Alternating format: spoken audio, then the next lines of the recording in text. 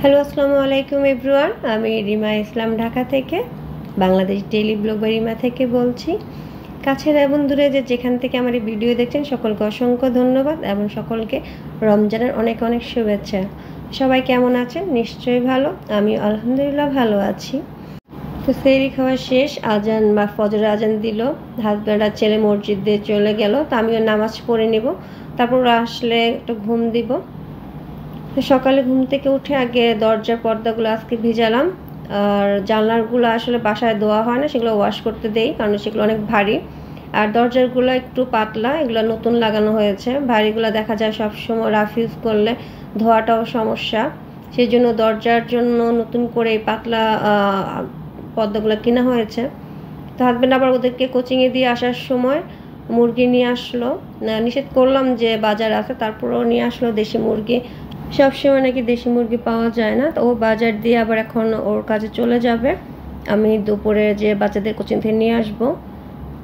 দেশি মুরগিগুলো ব্যাগ থেকে বের করে রাখলাম, আর ফার্মের মুরগিগুলো এখনও ব্যাগে। সেটা বুয়াকে বললাম প্লেটগুলো ধোয়ার পরে যেন মুরগিগুলো কেটে দেয়, আর ফার্মের মুরগিটা যেন আলাদা রাখে, আর দেশি মুরগিটা যেন আলাদা করে রেখে দেয়। আজকে একটু দেশি মুরগি রান্না করব। আমার ছেলে মুরগিটা পছন্দ করে, মাছ খুব কম খেতে চায়। তো শীত যেহেতু চলে গেল, তাই ভাবলাম কম্বল আর কমফর্টগুলো একটু রোদ দিয়ে রাখি। কম্বলগুলো সেদিন ড্রাই ওয়াশ করতে দিয়ে আসলাম, আর কমফর্টগুলো রোদ দিয়ে ভালো করে রোদ দিয়ে রাখবো, তারপর এগুলো উঠিয়ে রাখবো। এগুলো আর ড্রাই ওয়াশ করতে দিব না।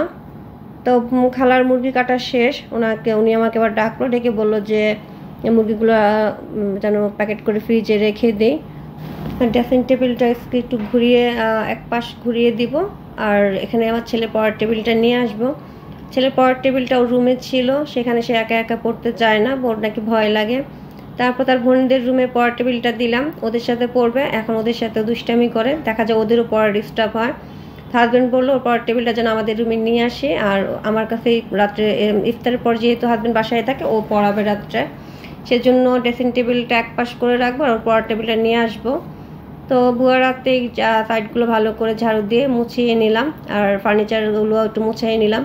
তারপর আমি জিনিসগুলো গুছিয়ে রাখলাম। তারপর দেখা যায় আজ সকালে ফার্নিচার মুছলে দুপুরবেলা প্রচুর বালু জমে যায়।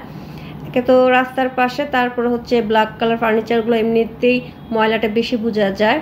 তো ছেলের পড়ার টেবিলটা নিয়ে আসলাম, এটা এখন ওইভাবে গোছানো হয়নি, জাস্ট এনে রাখলাম। পরে ইফতারের পর সন্ধ্যার পর যদি সময় থাকে হাতে, তখন ওই টেবিলটা গুছিয়ে দিব। এখন এভাবে রেখে দিলাম। তারপর পড়তে বসবে কিনা এখানে জানি না, তার তো অভ্যাস হয়ে গেল, তার বোনদের সাথে দুষ্টামি না করলে নাকি তার পড়া হয় না। সে ওদের সাথে দুষ্টামি করবে, আর একটু হয়তো বা মন চাইলে পড়বে। বেগুনির জন্য পাতলা করে বেগুনি কেটে লবণ পানিতে ভিজিয়ে রাখলাম, আর করলা ভাজিগুলো একটু কেটে ধুয়ে তারপর পানিতে ভিজিয়ে রাখলাম। তারপরে দেখলাম 2টা বেজে গেল, ওদেরকে আগে নিয়ে আসবো। আমার যেতে যেতে হয়তো আরও 10 মিনিট লেট হয়ে যাবে। ওরা নিচে ওয়েট করবে, সমস্যা নেই। আজকে বাসায় একটু কাজ করতে যেয়ে লেট হয়ে গেল, আর বুয়ারও কাজ শেষ হয়নি, তাকে বললাম পরে এসে যেন ওয়াশরুমগুলো ক্লিন করে। আজকে শুধু প্লেট বাড়ি ধুয়ে মুরগি কেটে ঘরটা মুছে চলে গেল। আমি আবার আসলে পরে এসে, যেহেতু সিঁড়ির কাজ করে, পরে এসে ওয়াশরুমগুলো ধুয়ে দিয়ে যাবে। তো এখন ওদেরকে নিয়ে আসবো, ওদেরকে আনার পর গোসল করে নামাজ পড়ে একটু রেস্ট নিয়ে আবার ইফতারি তৈরি করতে হবে। তো ওদেরকে নিয়ে আসলাম, রাস্তায় প্রচুর রোদ্রে খুব খারাপ লাগতেছে আসার পর। এখন একটু 5টা মিনিট ফ্যানের নিচে রেস্ট নেব, তারপরে গোসল করে নামাজ পড়ে নেব। তো আজকে ঠিক করলাম যে বাচ্চাদের জন্য একটু পুডিং তৈরি করব। তো আমি দুধটা জাল দিয়ে ঠান্ডা করে রেখে দিয়েছিলাম। তো গোসল করে এসে আগে পুডিংটা বসিয়ে দিই, তারপর অন্য কিছু করা যাবে। তা পুডিংটা রেডি করতেছি। এখানে ডিম আগেই ভালো করে মিক্স করে এখন চিনি দিয়ে দিলাম। তো এটা হচ্ছে আজকে যেটা করব সেটা হচ্ছে কেক পুডিং বলা যায়, নর্মালি পুডিং না। এটার সাথে আমি আবার বিস্কিটের গুঁড়া দিব।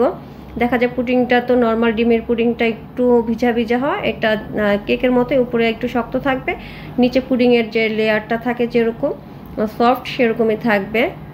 তো আমার সব কিছু দেওয়া শেষ। সেখানে আবার আমি 2 টেবিল চামচ বিস্কিটের গুঁড়া ছিল আমার, সেটা দিয়ে দিয়েছি, ব্রেড গাম বলা যায় সেটাকে। তো সব কিছু রেডি করে এখন বসিয়ে দিলাম। তো এটা হতে হতে আমি একটু রেস্ট নিয়ে নিব। দেখা যায় 15-20 মিনিট তো লাগে। কিছু সময় শুয়ে শুয়ে মোবাইল টিপলাম। এখন তো ঘুমানো যাবে না, দেখা যায় যদি একটু চোখ লেগে আসে অনেক লেট হয়ে যাবে, এখনও অনেক কাজ বাকি আছে। তো উঠে গেলাম, উঠে এখন মুরগিটা আমি সকালেই ধুয়ে রেখেছিলাম স্কুলে বাচ্চাদের আনতে যাওয়ার আগে। বুয়া যখন মুরগিটা দিল তখনই আজকে রান্নার জন্য একটু আলাদা করে রাখলাম, সেগুলো ধুয়ে রেখেছিলাম। তো এগুলো এখন রান্না বসিয়ে দিব, হাফ রান্না করে রেখে দিব, তারপরে ইফতার রেডি করব। আজকে খুব একটা বেশি কিছু করব না। হাজব্যান্ড আবার বাসাতে বললো যে ফোন দিয়ে বললো যে কিছু লাগবে কিনা, তা বাচ্চারা বললো ওরা চিকেন খাবে, তো সে নিয়ে আসবে, সেই জন্য আর বাড়তি কোনো চিকেন ভাজবো না বাসায়। একটু পুডিং করব আর আলুর চপ, বেগুনি, পেঁয়াজ এগুলোই করব।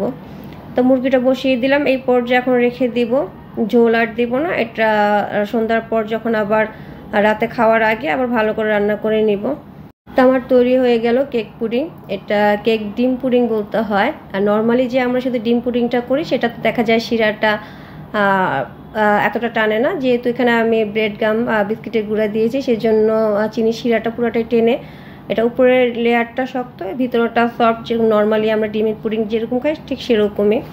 তো এখন ইফতারটা রেডি করে নিব। ইফতারের জন্য পেঁয়াজু, বেগুনি আর আজকে একটু ডিম চপ করব। তাকে বেগুনিটা ভেজে নিব। হাজব্যান্ড আবার চলে আসলো, তো হাজব্যান্ড শরবত তৈরি করতেছে আর বাচ্চারা সবাই মিলেই কাজ করি। ওরা ফ্রুট কাটতেছে, আমার ছেলে পেয়ারার ভর্তা করবে, সে তার পেয়ারা প্রতিদিনই তার পেয়ারা ভর্তা করা লাগে, সে পেয়ারা ভর্তা করে নিবে। তো আমি এখানে ডিম চপটা করে নিলাম, আজকে বেসন দিয়ে করব।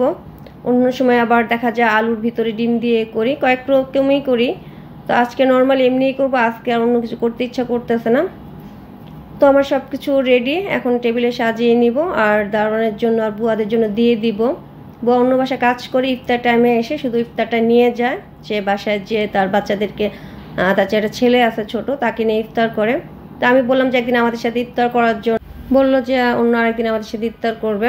হাজব্যান্ড এখন সবার প্লেটে ইফতার রেডি করে দিচ্ছে আর আমি বসে আজান কোরআন তেলাওয়াত শুনতেছি আর আজানের জন্য ওয়েট করতেছি। দেখতে দেখতে রোজার মাসগুলো চলে যাচ্ছে। দেখা যায় ঈদের পর এই রোজা ইফতার টাইমটা অনেকেই মিস করবে, ম্যাক্সিমাম সবাই। দেখা যায় এই সময়টা একটু অন্যরকম অনুভূতি কাজ করে, ইফতার রেডি করা, ইফতার করা সবাই একসাথে। তো আমরা ইফতার করে নামাজ পড়ে নিলাম। এখন নামাজ পড়ে এসে যে খাবারগুলো রইলো সেগুলো খাবার শেষ করবে বাচ্চারা। তো চা নিয়ে আজকে বেডরুমে চলে গেলাম, হাজব্যান্ডের মিটিং আছে, ও আজকে বাচ্চাদের সাথে বসে টিভি দেখলো না, বলতেছে অনেক চা বেশি হয়ে গেল, আমাকে বলতেছে চা নেওয়ার জন্য। তো আমি বললাম আমারও কাপে এখনও চা রইলো। তো চা শেষ করে ওর কাজে চলে গেল। তা আমি আবার করলা ভাজিটা এখন বসিয়ে দিব। করলা ভাজি হলে মুরগিটার যে হাফ রান্না করে রাখলাম সেটা ঝোল দিয়ে একটু ভুনা করব।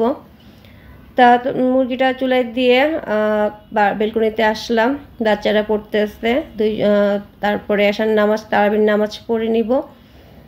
তো আজকে এই পর্যন্তই, আগামীতে নতুন কোনো ব্লগ নিয়ে আবার আপনাদের